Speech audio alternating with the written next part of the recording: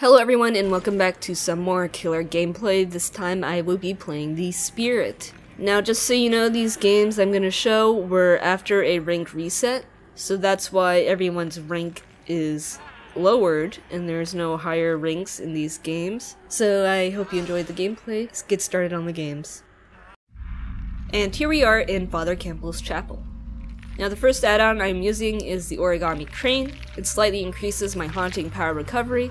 The reason I only have this add-on is because I didn't want any add-ons affecting the duration or speed of my power because I want to get used to the Spirit's base power. As for my perks, this is the best build I can do because I do not have all rank 3 perks, that's all I have. Usually I would not run Ruin because I don't like Ruin. And there's David. I knew he was around because I of course saw the progress on the gen. And there, so David just made a big mistake. He threw the pallet and just ran straight away. You never want to do that. You want to make the killer break the pallet or stay around the area with the thrown down pallet, because that pallet creates a lot of distance between you and the killer, and that jungle gym had a really good window setup where he could loop that pallet area and then vault the window if he wanted to. See the window on my left here? That's where it is. I don't think I looked at it besides that one time I looped. So I'm just checking in the back here to see if anyone is hiding, camping the instant save, because I would not like this David to get instantly saved the second I leave. I would like him to stay on the hook a little bit for some pressure. Okay, no one's working on these other gens. I'm just gonna see if I can catch anyone.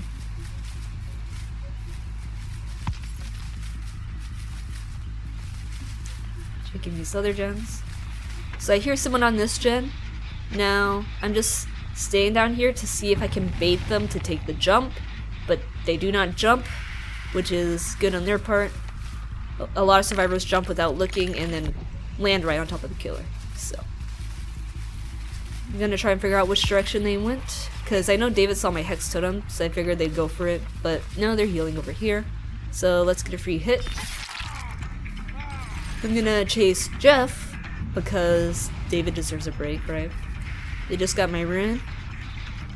So Jeff is actually looking behind him as he runs. He did not jump the pallet without looking, so good on him there. I tried mind gaming him there, but I failed, and he does the right thing and goes to Asylum, or I mean the chapel. That's a really nice window setup for him. I hear somebody on the gen, so I'm gonna go for them instead. And works out perfectly. I get a free grab because Meg assumed I would continue chasing Jeff. So as killer, you need to know what times you can give up a chase, because yeah. So I'm gonna check my totem. I see them healing and I get a free down on Kate because they just broke my haunted ground. Now I'm gonna chase Jeff. They thought they were safe healing at the pallet, but no. Oh, we have a dead hard. Now that I know he has it, I can bait it out for next time if there is a next time. But what are you gonna do, Jeff? There's nowhere to run, no pallets over here. So now I'm gonna quickly check the hook, and then I'm gonna check Kate after breaking this gen so they don't pop it. The reason I am doing this is because it took me a while to catch Jeff. In that time period, that was enough time for the last survivor to go to one of them. So he chose Kate.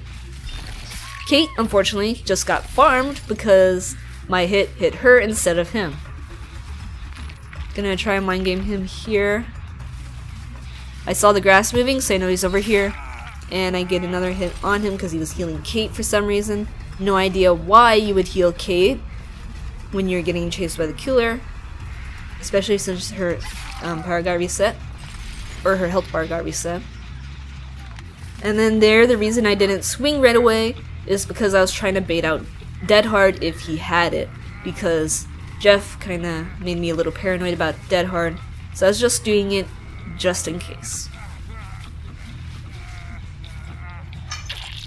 So that was my reasoning for not hooking right away, it's because I knew, and it was most likely that the last survivor went to heal or went to save. So now let's hook Jeff.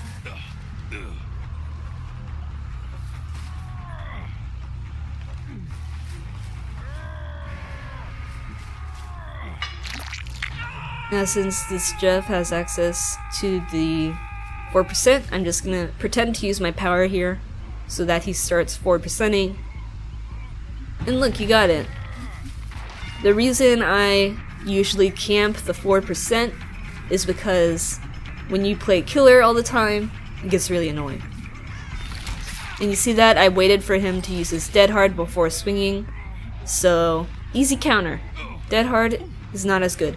If he had life, he probably would have been able to run me for another few minutes. Well, 1 minute or so, more or less. So back to what I was saying before, I camped the 4% because when you play killer, it happens all the time, like nearly every single game, and it just gets so annoying because if you leave the hook and they 4%, you hook somebody else, and then you have to go back and chase them, and if they're at a good pallet loop setup or window setup or something, it'll take for a while to down them. And it's like, come on, you know the game's over, you know, there's not enough gens powered for the hatch, you're gonna run out of stuff eventually because I'll get bloodlust, so why are you making this chase so long? Oh, for the chaser emblem, I guess. But honestly, if you're gonna die, one small chase isn't gonna get you that much more in your evader emblem. Sorry, I'm singing the killer. In fact, giving a chase that's really long would probably benefit the killer more than yourself.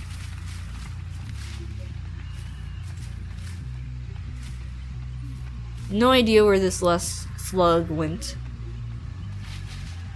so I guess I'm not gonna get my last barbecue stack, which is fine. If slugs want to bleed out, they can bleed out.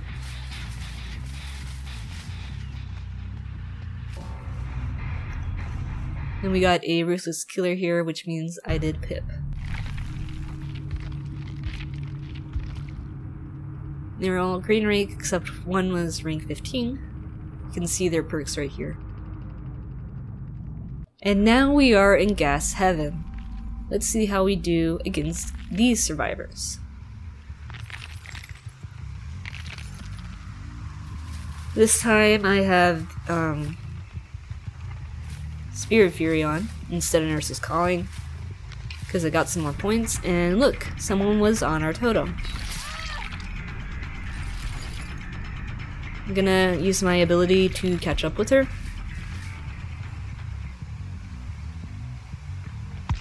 Oh, look, she was trying to walk to hide her scratch marks and stuff, but did not work because you're injured. When you're injured, it makes it a lot easier for the spirit to track you. Plus, she started walking way too late. Her scratch marks still basically led up to her.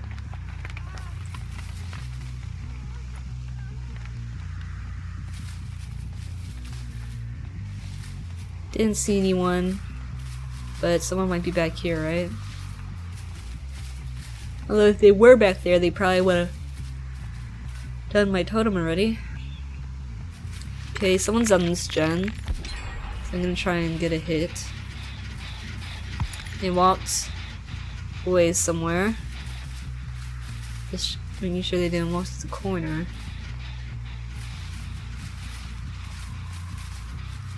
I see someone going for the save. They left this very obvious trail of scratch marks. And so I'm gonna try and get a hit again. I think they're healing under hook. Oh, no, they're right here. Appeared right on top of a tap.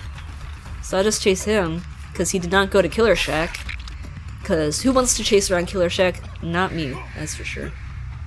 And Tap just ran right into me, because he runs around the gyms without looking.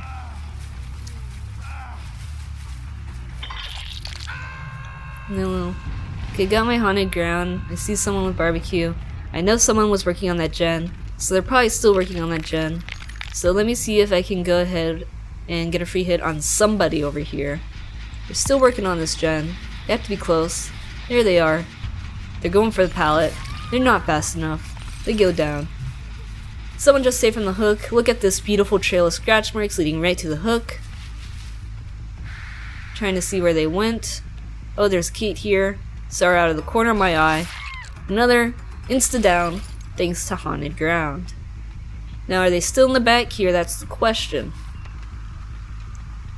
Were they healing back here? Even though they have the exposed status on, so it doesn't even matter. No, they ran away. No more haunted ground. So I should probably go back here. See if someone's healing Claudette. Oh, hey Tap. Just walking in the open to me. Trying to mind game him here with my power. Kinda worked, because I got a free hit. I saw Nia there. So when I was chasing Tap right, I saw Nia going along the edge of the map. I know where she's going. She's going to heal Slug. I don't think so. There you go. Get down on the ground. Okay, now Tap's gonna try and get the Slug that's over this way, the Kate. So I'm gonna try and see him. So that was completely Nea's fault. Freaking running around in my line of sight.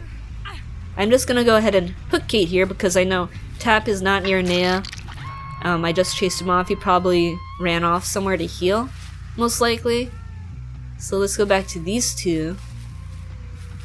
So what I'm trying to do here is bait the hook save. I know Tap is nearby, like come on.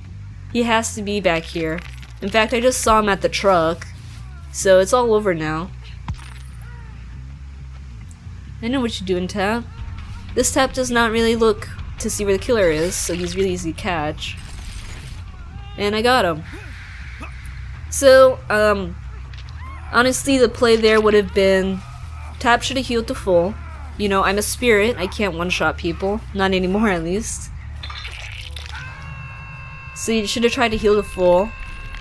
Try to stay away from the hook, away from the slugs, okay? The killer's always going to be searching the area where the slugs and the hook are. It's just common sense. Like, you know a survivor is going to try to save them. So you have to heal up. The slugs should crawl to opposite ends, so the killer can't easily patrol them. And then you go for the slug or go for the hook based on what the killer is doing. Too many people like to rush the save, and that's why they get killed like this, because they aren't patient. You know, the killer can't camp people forever. I mean, I guess they technically can because they'll bleed out, but I mean, you'll be full recovery on the slugs. If the slugs crawl to opposite ends, killer can't count that. You know, I don't, I guess, camp or patrol for too long. I'll search. If I don't see someone for a while, then I'll go ahead and hook to see if I can see them with barbecue. Which, if you ever see a killer pick up a slug and you're far away, you should 100% hide in a locker to hide from barbecue. But these survivors just did a lot of misplay. They also were in dead zones. Like, Claudette crawled to the edge of the frickin' map in a complete dead zone, so Nea had nowhere safe to run to. Claudette should have crawled toward a pallet or something safe. And Nea shouldn't have been running around the edge of the map so I could see her while I was chasing Tap.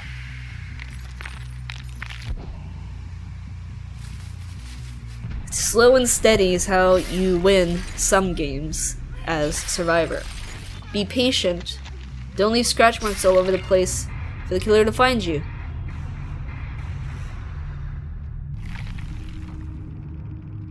Another pip. Is Survivor actually saying something nice for once? Got a rank 3. This was before the ranking changes, by the way, so it's a lot easier to get pips in these games I'm showing. Well, thank you everybody so much for watching. I hope you enjoyed the video. As always, good luck out there in the fog, and see you next time.